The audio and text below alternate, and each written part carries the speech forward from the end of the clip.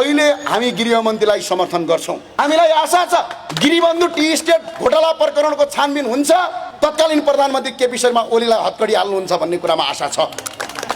138 kilo सुन प्रकरण काण्डमा वर्षमान पुनः अनन्तलाई पनि गृहमन्त्रीले पक्राउ गर्नुहुन्छ भन्नेमा आशा छ।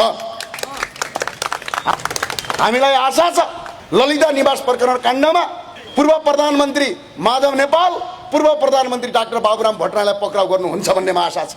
त्यो आशाका साथ हामी अगाडि बढेका छौँ। व्हाइट बडी काण्ड, टेरामेक्स काण्ड, 4G घोटाला काण्डमा गोकुल बास्कोटा लगायतलाई जेल लिनुहुन्छ भन्ने कुरामा आशा छ। ललिता निवास प्रकरणका प्रधानमन्त्रीहरू पक्राउ पर्छन् भनेर म चाहिँ हेर्न तयार छु। तपाईहरु तयार हो? हामी तयार छौँ। बालकुमारीमा दिनहाडै नेपाली युवाहरूलाई गोली हानेर मारियो। 2080 साल फागुन 6 गते 12:12:27 मैले त संसदमा पनि राखेको छु। सम्माननीय प्रधानमन्त्री पुष्पकमल दाहाल प्रचण्डले भन्नुभयो बालकुमारीको घटना हत्या हो भन्नुभयो। हत्या हो भने त गोली हान्ने डिएसपी, आदेश दिने गृहमन्त्री नारायण काजी श्रेष्ठ प्रकाश र त्यहाँ जाने भौतिक पूर्वाधार मन्त्री प्रकाश ज्वालालाई हत्याको अभियोगमा पक्राउ गरेर जेल हालियोस् भनेर हामीले संसदमा आवाज उठायौं, संसद अवरुद्ध गर्यौं, टेबल ठोक्यौं र त्यो माग गर्यौं। त्यो माग गर्नेमा एउटा म राष्ट्रिय प्रजातन्त्र पार्टीको दलको सत्यता गाइसाथ। मलाई आशा छ म अब 1 महिनाभित्र हेर्दैछु त्यो बालकुमारी घटनाकाण्डमा गोली हान्ने आदेश दिने नारायण काजी श्रेष्ठ प्रकाशलाई पक्राउ गरेर जेल हाल्नु हुन्छ भन्ने कुरामा म आशावादी छु। त्यही भएर अहिले गृहमन्त्रीको विरोध गर्नुपर्ने आवश्यकता छैन। 2-4 महिना काम गर्न दिनु। आज धेरै धेरै ठुलो काम गर्नुस्। अब तपाईहरुलाई भन्दै गर्दाखेरि कसैलाई तितो लाग्ला, मेरो कुरा चित्त बुझ्दैन। किन बुझ्दैन भने तपाईले मेरो सिद्धान्तसँग तपाईले सहमत हुनुहुन्न।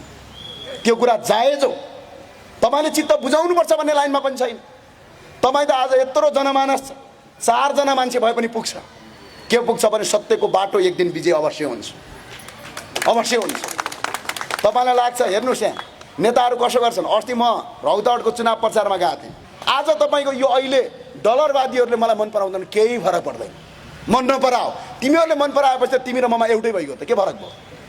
फरकै हुनुपर्छ, केही गाह्रो छैन। तर वास्तविकको लडाइँ लड्नुस्, यथार्थको लडाइँ लड्नुस्। आज शिक्षा पद्धति कस्तो छ? यी वाए गर्दैछन् हेर्नुस् विद्यार्थी, यही हो शिक्षा, नैतिकता यही हो। के हो नैतिकता? महात्मा गान्धी होइन विश्वका दार्शनिकले भनेका छन् नैतिकता बिनाको शिक्षाको कुनै पनि काम छैन। आज नैतिकता छ। आज जानुस् त एकछिन स्कुलको टिचरले आफूले पढाएको विद्यार्थीलाई बलात्कार गर्छ।